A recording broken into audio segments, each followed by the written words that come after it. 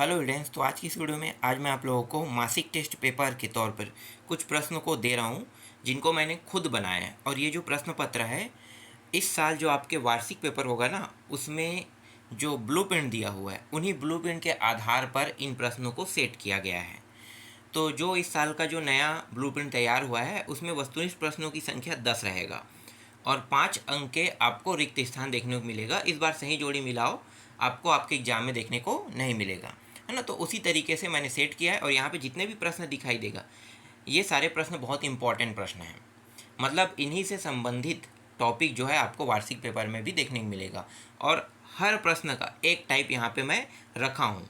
अगर आप इन सारे प्रश्नों को हल कर लेते हो या इनके एक एक टाइप को पकड़ के अपने पास रखते हो तो आपसे इस अध्याय के एक भी प्रश्न नहीं छूटेगा।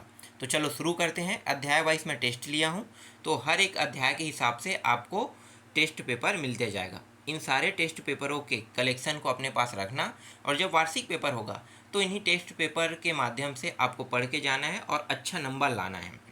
ठीक है, तो ये आप लोगों के लिए बहुत अच्छा बेनिफिट है। तो चलो मैं आप लोगों को ये जो मासिक टेस्ट पेपर के प्रश्न हैं उनको दिखा देता हूँ। अभी तो मैं इनका सॉल्व नहीं करूँगा, मतलब सोल्यूशन नहीं दूंगा, सॉल्व भी नहीं करूँगा, इनको बाद में मैं सॉल्व करूँगा। ठीक है, अभी आप लोगों के लिए है खुद से बना के देखना, क्योंकि ये अध्याय जो है वो कंप्लीट हो चुका है। तो स्वयं से बना के जब देखोगे तो कितना बना पाते हो, है ना, कितना बना पाते हो ये ज़्यादा मायने रखता है। अगर आप सभी बना पाते हो तो अच्छी बात है, नहीं बना पाओगे तो आप अभी भी पढ़ाई कर रहे हो ना, उसमें थोड़ा सा कमी है समझो। तो चलो देखो प्रश्न। यहाँ पे पहला जो प्रश्न है, हर एक प्रश्न को देखेंगे। देखो वस्तुनिष्ठ प्रश्न पहले बात कर लेते हैं। ठीक है, वस्तुनिष्ठ प्रश्न टोटल 10 प्रश्न रहेगा और एक एक अंक आएगा। तो पहला जो प्रश्न है वो है इनमें से कौन बहुपद नहीं है। ठीक है, बहुपद नहीं है ये बताना है, पहला प्रश्न है। 4 ऑप्शन दिए हुए। दूसरा प्रश्न देखो, यहाँ पे दूसरा प्रश्न है बहुपद 18x वर्ग प्लस 9x को 3x से भाग देने पर मान क्या होगा बताना है। ठीक है, दूसरा प्रश्न हो गया। ठीक, अगला देखो तीसरा प्रश्न। ये सारे वस्तुनिष्ठ प्रश्न हैं। बहुपद 2x वर्ग प्लस 3x प्लस 5 में x वर्ग प्लस x माइनस 2 को घटाने पर मान क्या होगा, इसको बताना है। चौथा है शून्यंक, x का वर्ग माइनस 4 के शून्यंक है।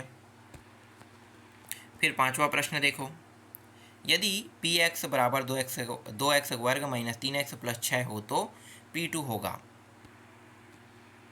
छठवां प्रश्न देखो, बहुपद 2x वर्ग माइनस 7x माइनस 9 के शून्यंकों का योगफल होगा। ठीक है, योगफल। फिर सातवां सॉरी, एक बहुपद के शून्यंक 5 व माइनस 2 है तो उसके गुणनखंड होंगे। गुणनखंड बताना है इसमें। आठवां प्रश्न है यदि f(x) का भाजक x प्लस a हो तब शेषफल होगा। शेषफल बताना है इसमें। और जो तो आपका नौवां प्रश्न है वो है बहुपद px बराबर x वर्ग माइनस 3x माइनस 4 का शून्यंक होगा। अगला देखते हैं। देखो 10वां प्रश्न, 4x वर्ग प्लस 4 करनी 3x प्लस 3 के शून्यंकों का योगफल होगा। 4 ऑप्शन है इसमें। अब रिक्त स्थान देखते हैं। ठीक है, यहाँ से जो रिक्त स्थान आ सकते हैं वो सारे रिक्त स्थानों को यहाँ पे मैंने ले लिया है। तो जो जो प्रश्न आपके वार्षिक एग्जाम में आ सकते हैं या संबंधित प्रश्न हो वो हर एक प्रश्न आपको इसमें मिल जाएगा। तो बहुपद x वर्ग माइनस x प्लस 1 को x प्लस 1 से भाग देने पर शेषफल खाली स्थान होगा। दूसरा प्रश्न है x प्लस 3 व x प्लस 4 का गुणनफल होगा। तीसरा प्रश्न है यदि px बराबर 2x 3 घात माइनस 5x प्लस 4 हो तो p2 का मान खाली स्थान होगा। चौथा है बहुपद x वर्ग माइनस 3x माइनस 4 का गुणनखंड मान खाली स्थान होगा। द्विघातीय बहुपद के अधिकतम शून्यंक, द्विघाती बहुपद के अधिकतम खाली स्थान शून्यंक होते हैं। कितने शून्यंक होते हैं बताना है। इसके बाद देखो खंड करके मैंने बनाया। यहाँ पे इस तरीके से नहीं आएगा, खंड सा करके नहीं आएगा। खंड अ और खंड ब, मतलब एक के अंदर दो खंड रहेगा तो एक के अंदर दो खंड, उसके बाद डायरेक्ट दूसरा प्रश्न से स्टार्ट हो जाएगा। तो देखो ये जो प्रश्न है ये 2-2 अंक के है, तो 5 प्रश्न 2-2 अंक का रहेगा। तो 1 से लेके 5 तक देखते हैं। पहला है बहुपद पी एक्स बराबर 3x का 3 घात माइनस 4x 2 घात प्लस 17 हो तो p माइनस 1 तथा p0 के मान ज्ञात कीजिए। पहला प्रश्न। दूसरा देखो, जांचिए कि क्या x माइनस 1 बहुपद पी एक्स बराबर एक्स का वर्ग एक्स का ये 3 घात है, 2 घात हो गया है, 3 घात है, प्लस 5x का वर्ग माइनस 5x प्लस 1 का एक गुणनखंड है। इसके बाद तीसरा प्रश्न देखो, यदि पी एक्स बराबर एक्स का 3 घात प्लस 3x का 2 घात, यहाँ भी गलत हो गया है, 3x का 2 घात माइनस 5x प्लस 8 का शेषफल प्रमेय की मदद से शेषफल ज्ञात कीजिए, जिसमें g(x) बराबर x प्लस 2 दिया गया है। फिर चौथा प्रश्न है, बहुपद 6x का 2 घात माइनस 5x माइनस 6 का एक गुणनखंड कीजिए, कह रहे हैं गुणनखंड करना है, ठीक है। इसके बाद अगला देखते हैं, पांचवा प्रश्न, यदि भाजक बराबर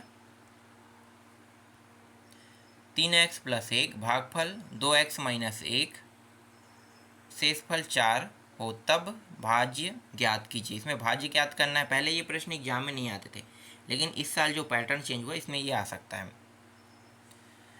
यदि x माइनस 1 बहुपद पी एक्स बराबर एक्स का वर्ग प्लस एक्स प्लस के का एक गुणनखंड है तब k का मान ज्ञात कीजिए। और यहाँ से जो द टॉपिक मैंने लिखा है, यहाँ से 6 से लेकर 10 प्रश्न है और हर एक प्रश्न 3-3 अंक है यहाँ पे। फिर अगला देखो, सातवां, x का वर्ग प्लस 10x प्लस 24 के शून्यांकों का योगफल एवं गुणनफल ज्ञात कीजिए। 2x का 3 घात प्लस 4y का 2 घात प्लस 3y प्लस 1 को y प्लस 1 से भाग देकर भागफल एवं शेषफल ज्ञात कीजिए। 9वां, द्विघात बहुपद के शून्यांक दिए गए हैं तब बहुपदों के गुणनखंड लिखिए।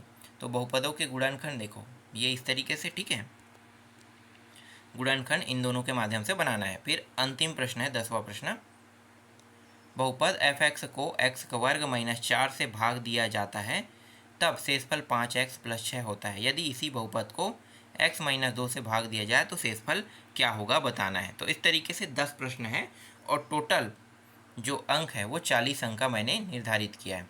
तो देखते हैं आप लोग कितना बना पाते हो, फिर बाद में मैं इसका सॉल्यूशन आप लोगों को बताऊंगा। तो अभी आप लोगों के लिए क्वेश्चन है, और जब आप लोग बना लोगे या आप लोगों के पास जो समय है, ठीक है, वो पूरा हो जाएगा। और बनाने के लिए इसमें सिर्फ आपको कितना घंटा मिलेगा? 1.5 घंटा, ठीक है। अगर मैं इसे पेपर हाल में आपको टेस्ट के तौर पे देता हूँ तो 1.5 घंटा दूंगा, क्योंकि ये जो प्रश्न है ये 10 तक तो हो चुका है, 8 प्रश्न बचे हैं, तो 1.5 घंटा में और 8 प्रश्न आपको सॉल्व करना है। तो कुल मिला के 18 प्रश्न आपको देखने को मिलेगा वार्षिक पेपर में। उसी आधार पर ये 1.5 घंटे का प्रश्न पत्र रहेगा। तो 1.5 घंटा में आसानी से हल हो जाना चाहिए सारे प्रश्न। अगर ये सारे प्रश्न हल हो जाएंगे तो अब आगे के जो प्रश्न हैं वो 4-4 अंक का रहेगा, 4 और 5 अंक का, है ना। 4 अंक और 5 अंक का जो प्रश्न रहेगा वो बड़ा प्रश्न है, तो उसके लिए भी आपको 1.5 घंटा समय मिलेगा।